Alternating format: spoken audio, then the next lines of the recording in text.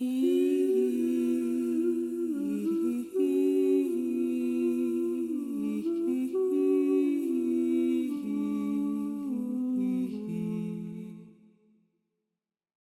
and welcome to Our Waking Dream. I'm your host, Coco Swanson. Thanks for being here. I'm a spiritual strategist, mentor, and forever seeker. I integrate astrology as a living language of metaphor to create a map of subconscious programming that's moving through me, moving through my clients, moving through the world. I use this map because over the last 5 to 7 years, I found it to be 100% accurate. Yes, I'm a skeptic. Although I'm exceptionally woo-woo and oovy-groovy, everything that I've learned, I've needed to learn through an embodiment to actually live and feel and realize the truth of what I teach through my own experience and the experience of those that I work with. And 100% accuracy is just blowing my mind with astrology. And so why not use a map that's ancient, that's accurate, and that just takes a little stretch of the imagination to learn and to integrate into our lives? This week, I'll be looking at Venus and Jupiter, conjunct, that means they're together in the sky, in Cancer. It's happening from the 8th through the 15th. It's exact on the 12th. That means we have this window of time. Some of the transits I talk about are a little bit longer. This one's this week-long period in the sky. When Jupiter touches something, I'll just jump in with Jupiter. Whenever Jupiter comes around in the zodiac, it exaggerates whatever it touches. My teacher Fern, one of my main teachers, has taught me about it as Santa Claus. Santa Claus visits, and it exaggerates. The only thing is it really exaggerates both sides of it. Exaggerates whatever is highlighted in your experience of that zodiac. So it might highlight the wounds. It might highlight the positive or the more easy and illuminated sides of the zodiac. So this said, it is coming into conjunction with Venus, and both of them are moving forward. So it's not like a time that we need to really revisit like the retrogrades we have going on in other signs. With other planets. Both Venus and Jupiter are moving forward. And so it's not as much of a time to revisit the themes as to really fully, exaggeratively embody the Cancerian themes and practices this week in order to quantum level up your experience of all things Cancer, Venus, and Jupiter. Jupiter exaggerating. It's a planet that brings gifts to whatever it touches. And the gifts might need to include healing the patterns that are wounded within that zodiac sign, or maybe you're already quite healed in this area and you jump straight into the fantastic expression that feels a little more fabulous in the wounds. And these practices this week will allow you to assess where you're at and to access wherever you're at within Cancerian traits. Venus, let's talk about Venus and then we'll jump into Cancer. Venus is about what you love. It's about what you value. It's how you love, how you like to receive love, how you feel valued. It's a sign of beauty, it's a love language. And it's in Cancer, and Cancer is the sign of the Divine Mother. It's the womb. It's how we deeply belong, how we're emotionally nurtured. It's a sign that holds space. If it's in its illumination, if it's not wounded, it's this mama bear resonance. It creates emotional fluency through feeling safe and at home with ourselves and with each other. In its detriment, in its wounded expression, it feels like a victim. There's enmeshment. There's difficulty letting go. We repeat generational trauma, build resentment, have skewed emotional intuition due to murky waters of emotion. So it's important that we access the wounding within this sign this week. It's the 8th through the 15th, really hitting it on the 12th. So we have these next 2 days to really, really dial in with all your Cancerian practices. And so how are you nurtured and nurturing? How are you cared for? And how do you care for others? How are you in relation to holding on to grudges from the past that keep you in emotional cycles? These are the questions to look at this week. I like to do so first by practice number 1. Practice number 1 is to create and hold safe emotional spaces for yourself and for those that you're with. In order to release emotions, we need to feel safe enough to experience them.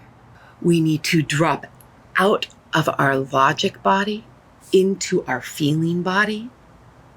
And at this point on planet Earth, considering how much trauma, either little traumas or big traumas that we're experiencing, sometimes it's easier to numb ourselves out and keep going, or numb ourselves out and stay in our brain or stay in our resentment versus feeling the feels and releasing the feels. So first and foremost, how do we hold safe emotional spaces for ourselves and our community?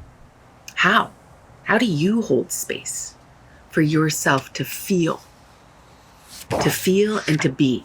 So I drop out of analysis when I'm holding emotional space for somebody. I allow space where I don't need to change anything. Nothing to change. My only purpose is to be. It's like receiving just a solid hug from somebody. And the hug that you can lean into and let your weight go. That's the Cancerian flavor of holding space. What does that feel like for you?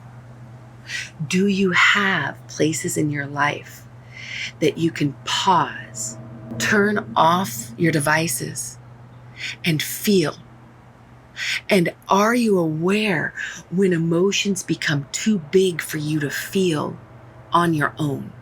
Who are 1, 2, 3 people in your life that you could bring on board to hold spaces for each other to feel?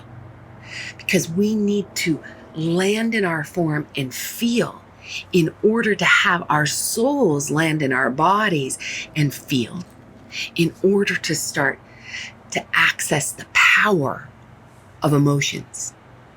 Emotions are contagious. Emotions are silently directing our thoughts.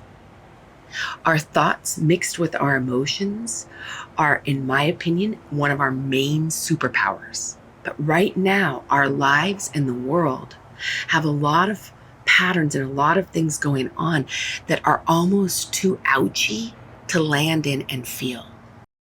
And so how can you create spaces throughout your days, throughout your hours, that you can feel safely, hug, listen to each other? How can you create space in your days, in your hours, in your moments for you to feel, not analyze, to feel, just to feel, and for others to feel? That's practice number 1. Practice number 2, I suggest, is a Cancerian somatic release. Soma. The soma is body. Somatic experiencing, thank goodness, is becoming more commonplace in healing arts because we carry all of our old emotions in our body. So this practice is something where you want to create the emotionally safe place first. So that's why that's number 1, because if we start into a somatic release practice, We need to feel emotionally safe. If not, it's not actually safe. We might unleash and unlock too many emotions for us to feel. So creating that safe place and knowing what feels like too much or too little, you can turn the dial up or the dial down on your experience when you're feeling. If anything ever gets too deep, shake it out. Find something that feels really, really, really good, or a person to call that feels good. But with this somatic release, we've got the safe place, right? We have the safe place. Then we turn on tunes that would cause you to feel. And purposely think of, then feel the emotions about something in your life, a circumstance that does not feel good, on purpose. Creating safe place to feel, music on, bring the emotions up. And as soon as you feel the emotions, drop into physical sensation as soon as you feel the emotion.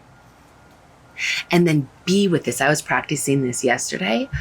I allowed myself to feel something that did not feel good in my life. And then I shifted, and right away, I could feel sensation in my chest. I could feel sensation in my solar plex. And I dropped into the sensation, and then I held the sensation, held my own body as I'm doing right now. I'm holding my own chest, my own solar plex, and then softened into the sensation. There was a sensation of tightening, a sensation of gardening. When I noticed what I was physically feeling, I was able to hold it, move it, and actually move the emotional energy through my physical sensation.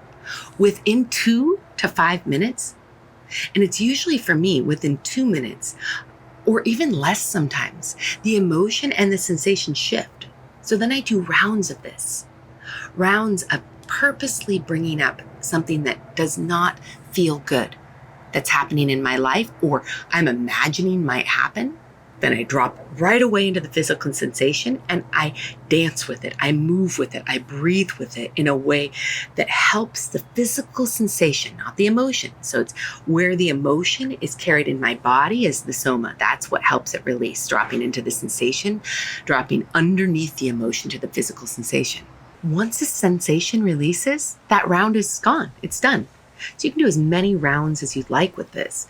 Feeling, bringing up something sticky that needs to have a flush. It's like, where do we need to flush out our emotions? And that we can bring into the soma, into the physical sensation, drop out of analysis. And this, we can do at a personal or collective level. And this can tie in to the third practice, which is deliberate doom scrolling, where I deliberately, I'll tie this into the soma too. So we deliberately scroll, looking for something that's happening in the world, your world, the world at large. It could be happening in Gaza. It could be happening through new administrative choices, say in the country that you live in. For me, it's the US right now. There's some horrific things happening here. It doesn't take long to doom scroll. So I doom scroll until I find something that elicits a terrible emotion in me. I put my phone down. I let myself feel just enough feeling to elicit a physical response. And for me, as soon as I have emotion, my physical sensation changes. So it's an easy switch of focus. I notice my emotion from my deliberate doom scrolling, and then I drop into my physical sensation. I hold hands on. We all have 2 powerful healing agents right at the end of our arms called our hands. Anytime you need support, you can, boom, put your hands on your body and support as if you were holding a little child, as if you were holding a little puppy, but it's you. It's you. You're the little one that needs holding. And you allow, sense, and feel the physical sensation to change, and then shift your emotions on purpose to hold a place of care for those who are in need. So if I'm scrolling and I see a starving child in Gaza, put the phone down, feel the sensation, let the physical sensation move through my form. That's a somatic piece. Then I return to emotional resonance and hold this Cancerian space, imagining, sensing, and feeling that I have the ability to move throughout space. I can go to Gaza from here in my backyard or my patio, and I can hold them. I can express care for a person, a group of people. I can express care. I do this with the whole planet, where I'll feel sad purposefully for something going on in the planet. And then I imagine, sense, and feel the whole planet in between my hands or in my heart. And I pour love, care, and imagining a best case scenarios. Like, what if everyone is taken care of? What if marginalized people or animals' life what if our breadth of care encompasses everyone? And then I feel that. I do not want my emotional energy to be hijacked by doom scrolling, because if it's hijacked and I do not reclaim my emotions, then I'm actually participating in worry, in concern, and the last image of a starving child is what gift I'm giving to the world. Instead of the gift of my imagination, the gift of my heart, the gift of the embodiment of caring for those in need. With number one, learning to hold space, safe space, we're able to start feeling. When we start feeling, we're able to release old emotions, release fears, release worry, release resentment, release basically anything that's a thumbs down emotion. How can you hold space for yourself? You drop out of analysis and into the feeling body. If it gets too much, you drop it, because know that we can trigger too much emotion, and then it's not safe to feel again. So that like goes against the purpose of this, because we want safe places to feel, but making sure you're keeping an eye on your trauma body or the trauma body of someone you're witnessing, because we can extend that space, that safe, emotional, coherent space to someone else. Hold space for ourselves, hold space for others. Then we have the somatic release of emotions, which happens as soon as we feel the emotion, drop into our sensation, breathe, sense, feel, dance it out. That's one layer. You can do many, many, many layers, because how many layers of thumbs down emotions do you have? That's as many layers of emotional release as you might need. And third, deliberate doom scrolling, to pause in the scroll, to feel, and to extend the gift of your care to those who are in need on your feed. Because our love travels throughout space, throughout time, and can create this feeling of emotional safety for those who need it, who aren't even in our physical space. So we can help hold space for each other. Jupiter, Venus conjunct, active through the 15th. Tell me how this goes for you. We're still at the launch phase of this podcast. Share it, create community that can also be practicing these together. DM me. This is made for you. Sign up for the newsletter. I'll have an offering each week that's adjunct to this. Thank you, thank you, thank you. This is for you. Mwah. Love you, love you, love you. Thank you, thank you, thank you. Love you, love you, love you. Thank you for being a part of our community here at Our Waking Dream. Please make sure to like, subscribe, and share. Fill my cup and let it overflow. Let it overflow with love.